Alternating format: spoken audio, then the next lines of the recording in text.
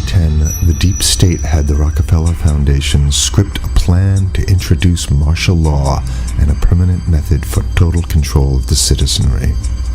In this plan that they disguised as an academic scenario, as they called it, the method they would use to gain complete prison-like control of the entire population was to infect them with a devastating biological pandemic, and then, under the guise of protecting us from this threat, they would be free to implement their final solution, a prison state.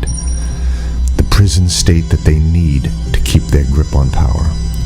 As usual, the fascists disguise their crimes as helping us, and as is typical of this new type of fascism, they always make the claim that we the people are begging them to have more and more control over us. As you watch this video, remember that the deep state concocted this scheme in 2010 as a quote-unquote simulation of what is to come.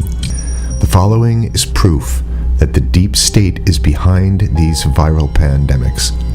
Absolutely positively, pandemics are now the tool of choice for the fascists, known as the deep state, and the private contractors that they contract these pandemics out to.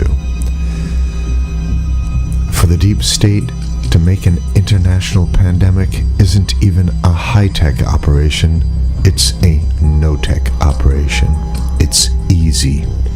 A simple vial of Ebola, SARS, MERS, Spanish flu, or coronavirus, or whatever they come up with in their secret bioweapons lab, is all they need to bring the world into their total control.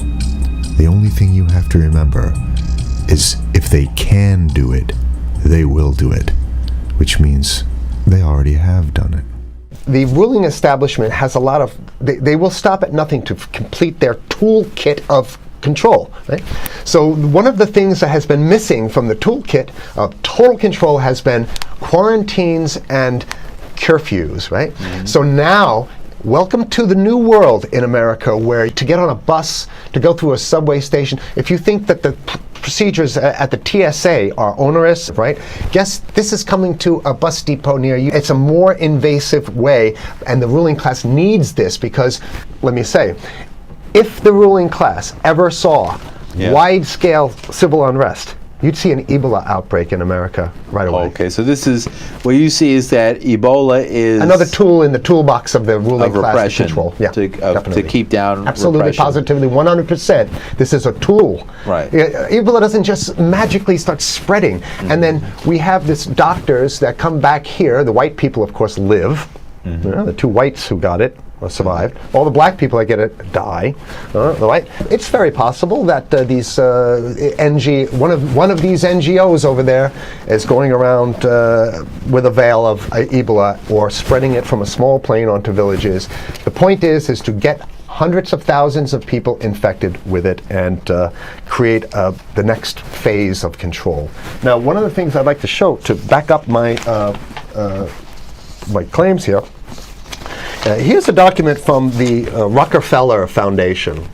Rockefeller Foundation, right there. You can zoom in on that, where my finger is. It's called Scenarios for the Future International Development, the Rockefeller Foundation. All right. Okay. Let's take a look at what they're saying here. This is something like a 50, 60-page document. I'd like you to go to page 18, if you can look at this up on the internet, but I'll read it off to you. It's called lockstep, lockstep. And this is a phrase that I used right after 2001, when I saw the entire system of the United States, including the population, were in lockstep.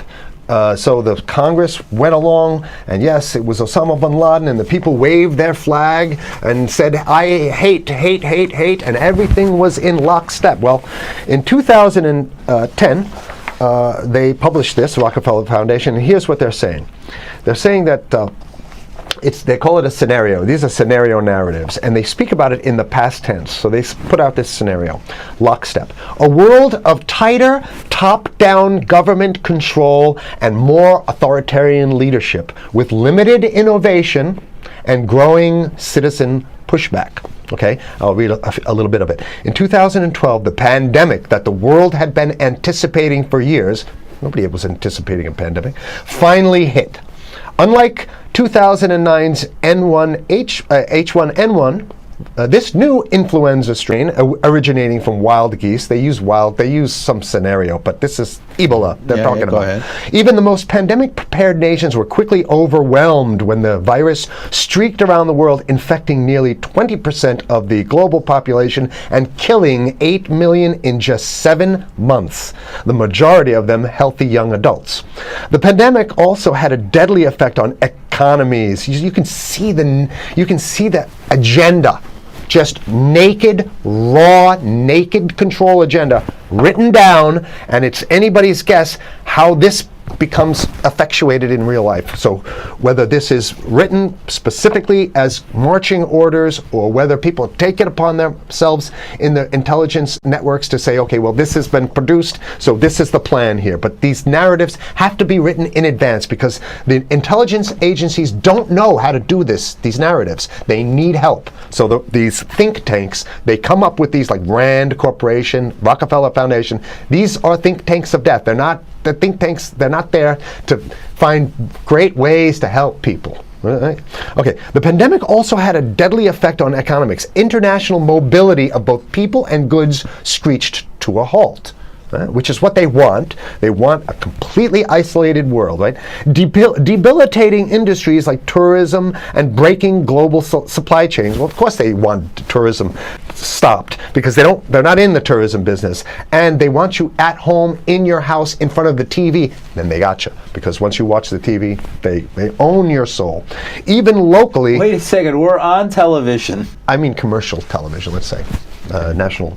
Even locally, normally bustling shops and offices sat empty for months. Okay, so I love how they talk about it in the past tense in 2010. Right? The pandemic blanketed the planet, though disproportionate numbers in Africa died. Southeast Asia and Central America, where the virus spread like wildfire. It sounds like the opening monologue of a disaster movie, right? Exactly. Now listen here's the good stuff now. But even in developed countries, containment was a challenge. Now here's this one. I love this one. The United States' initial policy of strongly discouraging, in quotation marks, strongly discouraging citizens from flying proved deadly in its leniency. So they're saying, that... No, keep going. Okay, read it. Proved deadly in its leniency. So they should have been tougher, right? Accelerating the spread of the virus, not just within the United States, but across borders. However, a few countries did fare better. China in particular. The Chinese government's quick imposition and enforcement of mandatory quarantine for all citizens, as well as its instant and near hermetic sealing off of all borders, saved millions of lives, stopping the spread of virus far earlier than in other countries. So the message is here is we have to look towards the Chinese, the oppressive totalitarian. Chinese regime as an example of what we need to be doing here. And of course, the ruling class here loves the Chinese regime because they have demonstrated to the ruling class the most efficient form of capitalism, which is authoritarian capitalism. So we have capitalism, but unfortunately we have this veil. I get it. We have this veil of democracy. This is very interesting. This is continue on. Okay. China's government was not the only one that took extreme measures to protect its citizens from risk and exposure. During the pandemic, national leaders around the world flexed their muscles, flexed their authority, and imposed airtight rules and restrictions. You can see the agenda. Okay, go. Okay. From the mandatory wearing of face masks to body temperature checks at the entries to communal spaces like that's what's happening right now. But soon it's going to be like body. It'll be at the subway. Yeah, is that what you're saying? We'll be going through this in the to get on the buses and the subway, absolutely, things positively. like that. And what this means though is don't think about having a cigarette, a joint on you, or basically you can't. This is a dragnet for everything. So if in order for you in other words, just like with stop and frisk, this is ultimate stop and frisk. This is the ultimate cavity search kind of thing. All right, so during the pandemic, national leaders around the world flexed their authority. Now there's some good stuff. Listen to this. And even supermarkets, they want body checks at supermarkets. Okay, so basically what they're saying is they're building a system where every move you make, You can't you get got to food. go through them. You can't get food. Can't Well, how get about if you food. go to the farmer's market? Here's the good stuff now. I mean, it just keeps getting better. Even after the pandemic faded, this more authoritarian control and oversight of citizens and their activities stuck and even intensified. That's the whole point. So they're going to get rid of... Didn't that happen already with 9/11? Of course. 9/11 was how many, 14 years Sure, ago, and sure. we still have all these draconian So rules. they're going to put the body cavity USA searches Patriot in. and all That's that right. stuff. So in order to get to a supermarket, you got to have a body cavity search. And then when there's no more Ebola, well, you know what? We kind of like this way because we have an complete infrastructure of a control grid.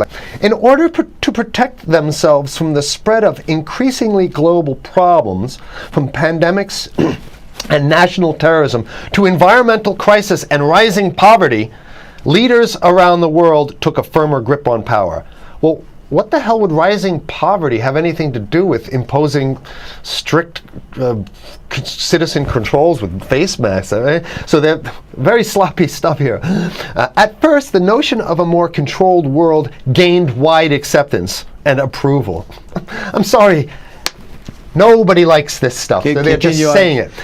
No, I have to provide analysis. Only because we only have 5 minutes left, so that's. Oh my God. Okay. Citizens willingly gave up some of their sovereignty and their privacy to more paternalistic states in exchange for greater safety and stability. I mean, that's just a complete naked contradiction to the famous saying that if you think you're going to give up a little bit of security, I mean, if you're going to give up your freedom for security, you're going to get neither. That's the long-standing thing. And here what they're doing is they're not even ashamed or embarrassed to absolutely say the exact opposite. They're saying, yes, we all want to give up our privacy and sovereignty for more stability and security and stability. So you don't get that.